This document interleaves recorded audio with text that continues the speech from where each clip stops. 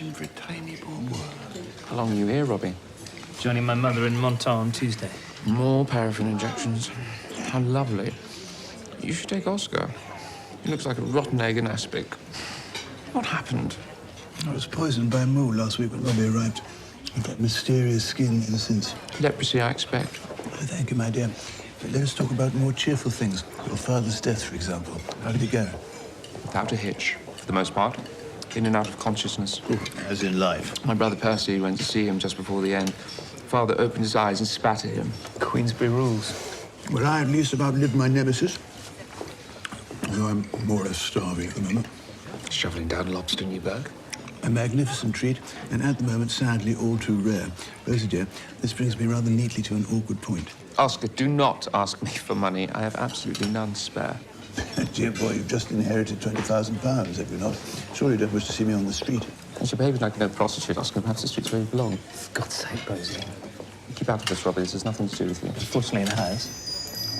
So I wanted to ask, you wrote, directed and starred in the film, and you've played Oscar Wilde and a number of his fictional characters on stage. Was this a lifelong ambition for you to make this film? No, it wasn't a lifelong ambition. It was a kind of culmination of a whole lot of things. As you said, I performed a lot in Wilde, first of all in plays, and they were it was a good fit, me and Wilde, in plays, and I had success in my first one.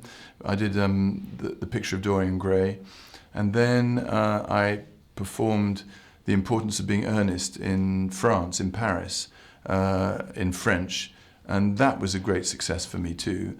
And sometimes things just work very well for actors, and I just, for some reason, knew how to perform Wilde and effectively. And so then kind of one thing led to another. Then I made a film of The Ideal Husband, and then I made another film of The Importance of Being Earnest. And at that point, I thought, oh, I should try and make a third one. And I had the idea of making a story about Wilde in exile. During this time, I'd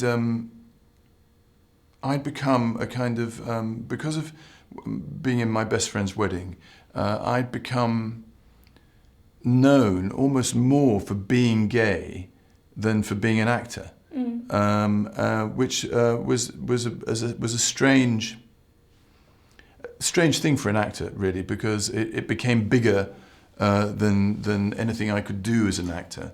So I thought that playing Wilde was a creative way somehow of channeling all that into my own feelings about, for example, being gay in show business, which is a largely straight, male-oriented world where you're always, or you were always, as a gay person, maybe not in the same way now, but you were an outsider, really, and almost kept outside, apart from being able to sneak in occasionally.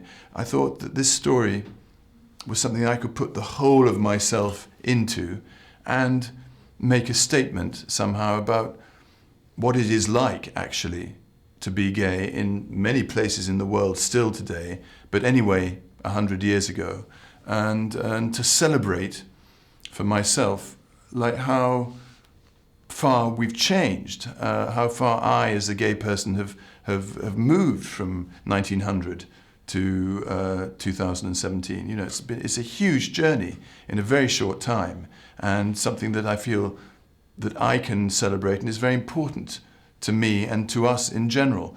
I think Wilde also, the death of Wilde has so many premonitionary things about it. The deathbed scenario of Oscar Wilde reminded me very much of when in the 80s friends of mine began to die of AIDS, and you found yourselves in groups of friends waiting on these long, drawn-out and agonizing deaths. And I find that there's shades of that in Wilde before it even happened, and so I feel he's the passion of Oscar Wilde, if you like, rather like the Passion of Christ, is a very potent gay message, and and one that felt like was one that I could tell maybe well. Yeah, and the film doesn't shy away from the kind of ugliness and poverty and the sickness of this period of his life. His life has been represented on film multiple times before. Why did you choose this particular chapter? You've kind of touched on it with the sickness and the AIDS. The successful side of Wilde is interesting. Anyway, it's been done so many times, but for me, I wanted to. I think the result of what society did to Oscar Wilde, basically a slow motion assassination that included conviction, prison, and then these 3 years of so-called freedom. But they weren't really freedom, because he was continually running away from everything and avoiding English people who thought it was their right to spit at him or attack him and all those kind of things. All those things actually happened to him. I feel that's a more interesting story than his success. I mean, the thing that's interesting about his success is really what's interesting about being a celebrity is when you become famous, how that affects your perception of the world and how it swells your ego to a point where you don't really understand what's going on. And he made so many huge mistakes in that period, and that's very interesting. But for me, it's the passion of Wilde that is interesting.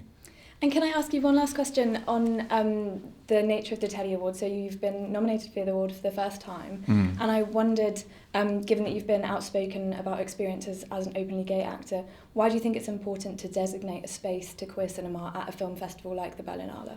I think it's a fantastic thing, and look at the result. Little by little, gay cinema is entering the mainstream, and so it's the result of things like the Teddies, sticking in there and highlighting and spotlighting it. That is one of the components that's helped shift things, I think. So it's very important. Thank you very much. Thank you very Lovely much. to talk to you. Great.